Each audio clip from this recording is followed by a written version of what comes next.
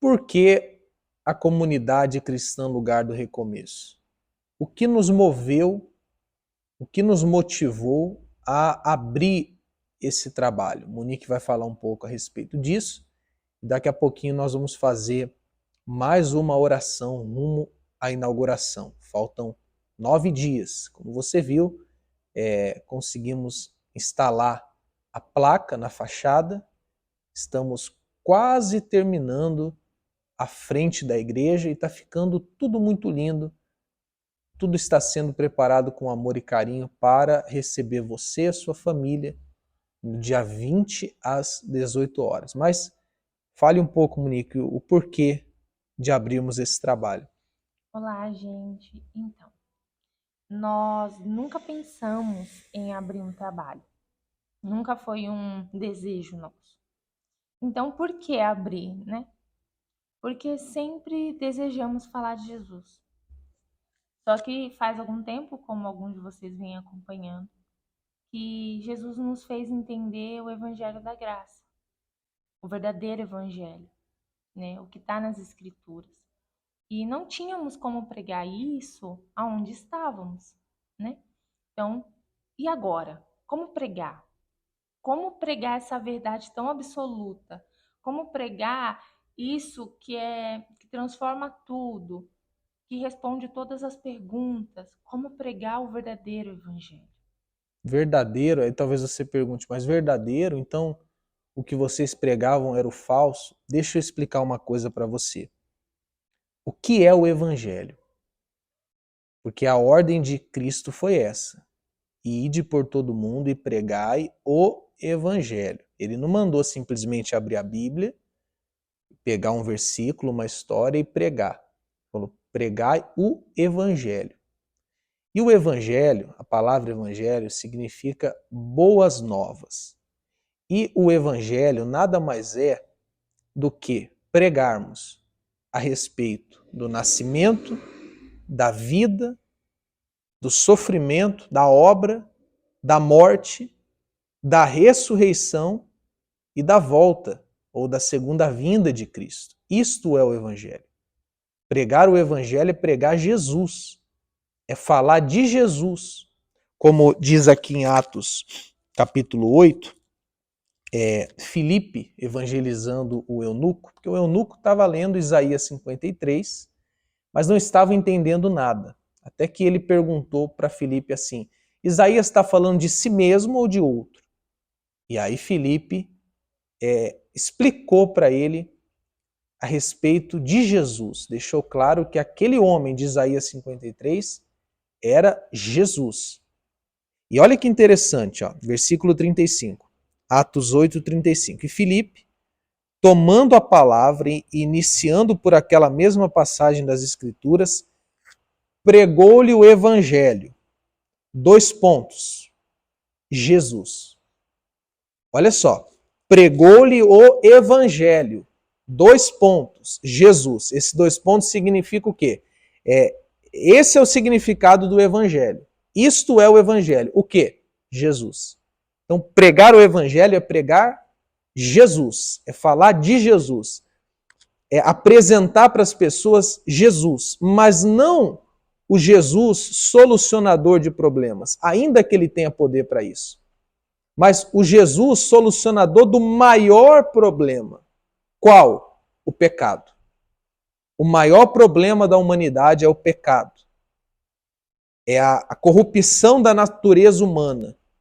E Cristo veio a este mundo para salvar os homens dos seus pecados.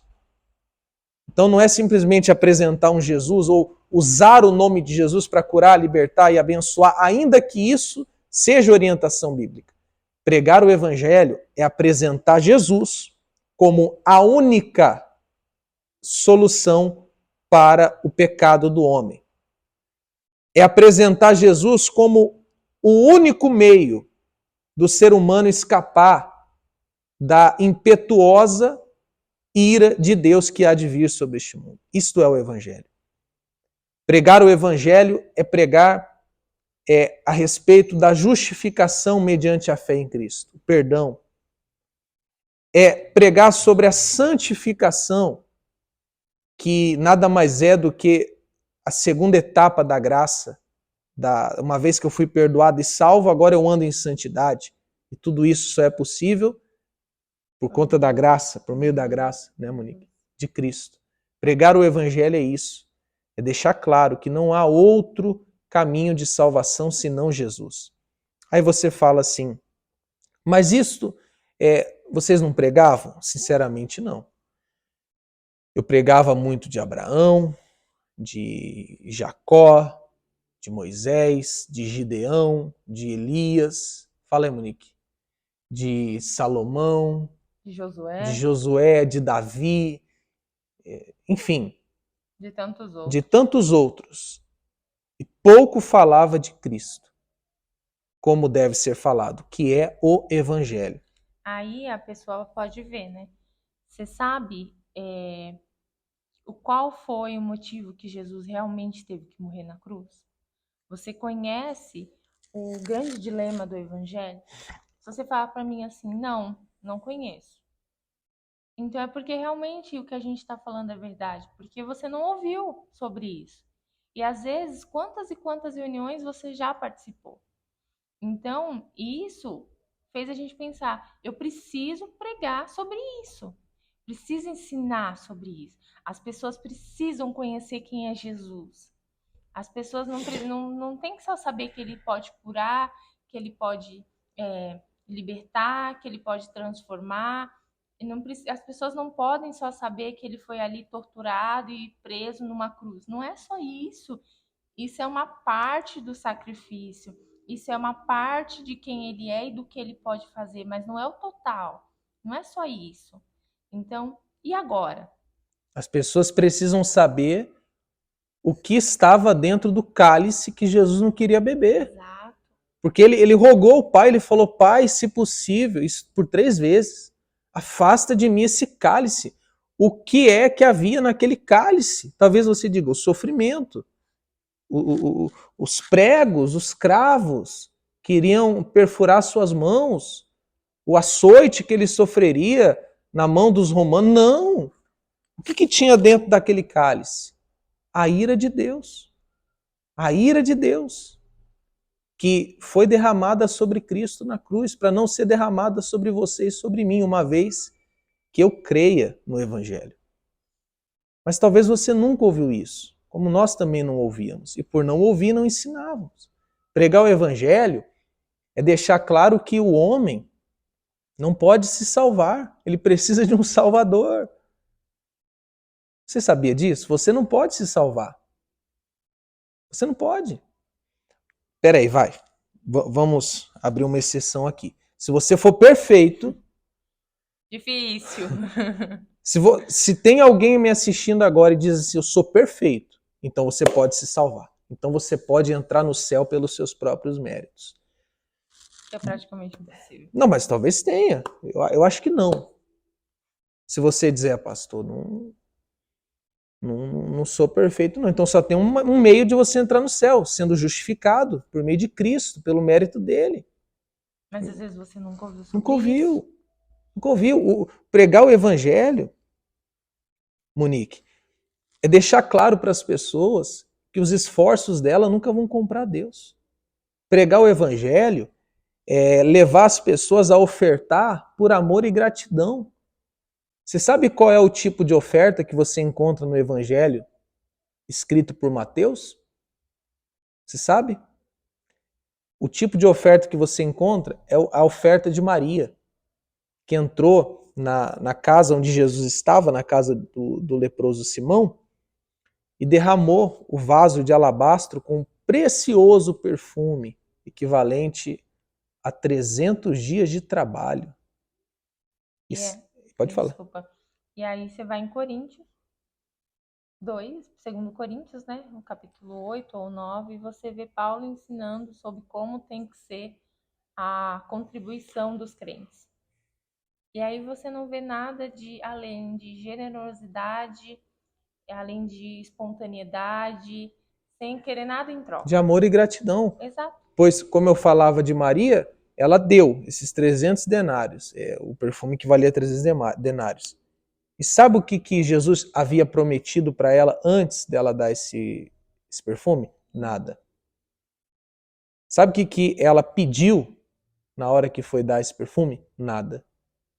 Lembra da viúva pobre? Que tinha 2 moedinhas e ela depositou no gasofilácio? Jesus elogiou ela publicamente. Sabe o que haviam prometido para ela? Para motivar ela a dar aquelas 2 moedas? Nada. Sabe o que ela pediu a Jesus ou a Deus na hora de dar aquelas moedas? Nada. Amor e gratidão. O Evangelho ensina isso às pessoas. Não tem nada a ver com barganha, com meritocracia, com dar aqui para receber ali.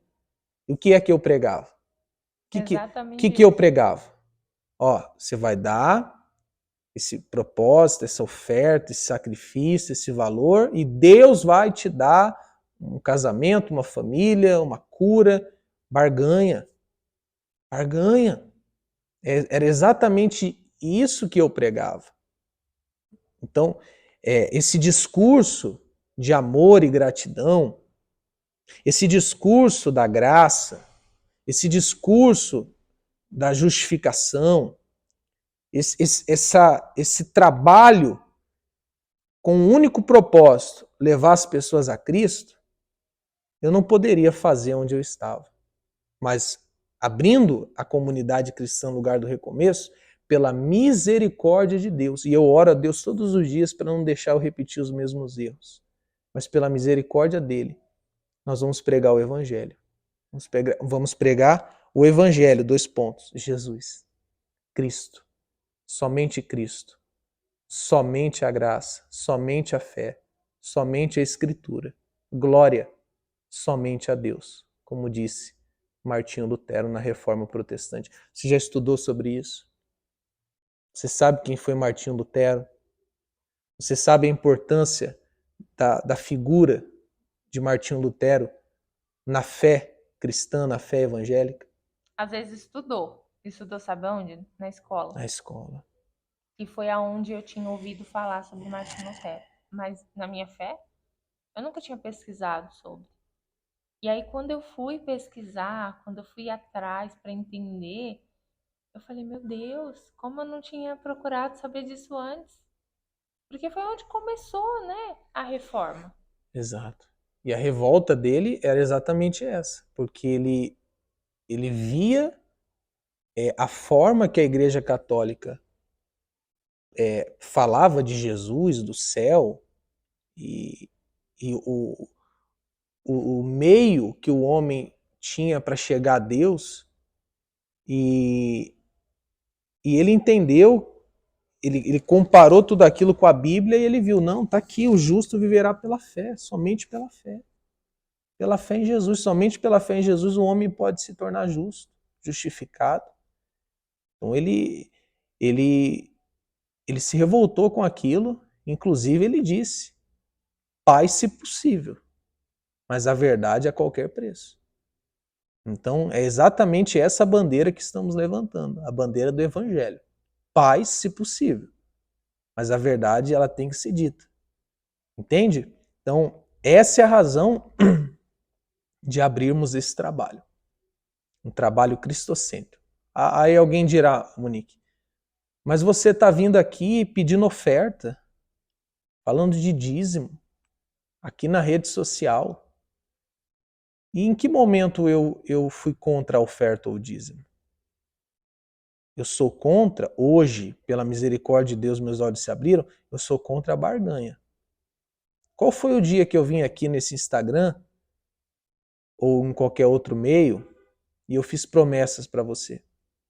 Você vai dar isso, você vai dar aquilo, você vai devolver o dízimo aqui, e Deus vai fazer isso, aquilo outro. Quando foi?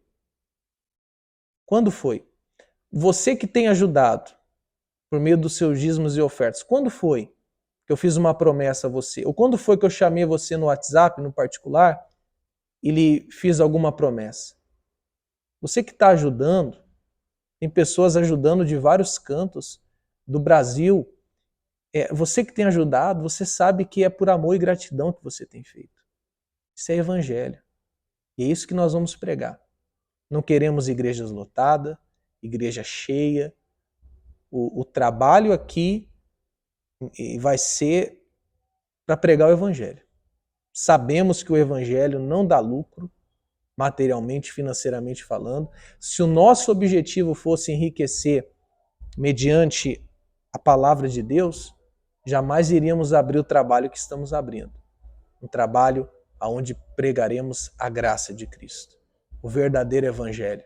E como eu falei ontem, não é a graça barata não, porque quando a graça de Cristo me alcançou, mais próximo de Deus eu me tornei pela sua graça e misericórdia.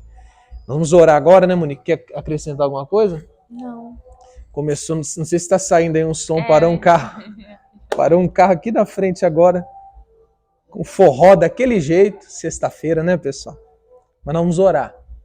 E eu quero orar por todos os nossos amigos que têm acompanhado. E eu te incentivo. Pega a sua Bíblia e vai conferir qual é a oferta que Deus quer que você dê. Mas também pega essa mesma Bíblia e vai conferir o que Jesus é, quem Ele é, não só o que você ouviu falar dele, mas de quem Ele é de fato e de verdade. Qual foi o preço que Ele pagou para te dar a salvação? Qual foi o preço que Ele pagou para nos livrar do domínio do pecado? Porque a gente precisa entender. Nós precisamos entender sobre isso. Então, a Bíblia está aí. Você tem uma Bíblia provavelmente na sua casa. E nada te impede de você ir nela e conferir o que nós estamos falando. E você tem aí excelentes pregadores para você acompanhar. Indicamos para você o pastor Hernandes Dias Lopes, o pastor Paulo Júnior, o reverendo Augusto Nicodemos e alguns outros. Nós temos excelentes livros que nós podemos lhe indicar, podemos fazer uma live qualquer hora. Isso aqui virou quase uma live, era para ser uma oração. 18 minutos vai bater. Mas a gente precisa falar, porque às vezes a pessoa não entende o porquê abrir esse trabalho. Vamos orar. Senhor Deus e Pai, em nome de Jesus, entramos em Tua presença, reconhecendo que o Senhor é santo, santo e santo. E nós não somos outra coisa senão pecadores, pecadores e pecadores. Louvado seja Cristo, o único que é digno de receber honra, glória, louvor e adoração. Pai, que por meio desta live, não foi nenhuma live, era para ser apenas uma oração, acabou estendendo, mas que por meio desta mensagem as pessoas possam despertar, ainda que seja uma curiosidade pelos temas abordados aqui. E assim o Senhor possa esclarecer a elas o que queremos dizer. Minha oração é essa, Pai. E peço a Ti que abençoe este dia 20 de agosto, que o Senhor seja glorificado com a comunidade cristã Lugar do Recomeço. Porque tudo, o Senhor sabe, é para a Tua honra, Teu louvor e a Tua glória. E eu Te agradeço, Pai, em nome de Jesus. Amém. Graças a Deus. Gente, faltam 9 dias, como eu disse. Amanhã eu vou tirar uma foto mais clarinho para você ver como tá ficando bonita. Vamos colocar os refletores. Gente, tá chegando! Tá chegando e as pessoas estão nos ajudando. Se você quiser nos ajudar, eu vou deixar aí o Pix, vou deixar aí a lista com as necessidades atualizadas. E uma vez que você quiser, por amor e gratidão, faça. Faça, porque é assim que Deus se agrada, tá bom? Deus abençoe. Tenham todos uma excelente noite. Tchau, tchau.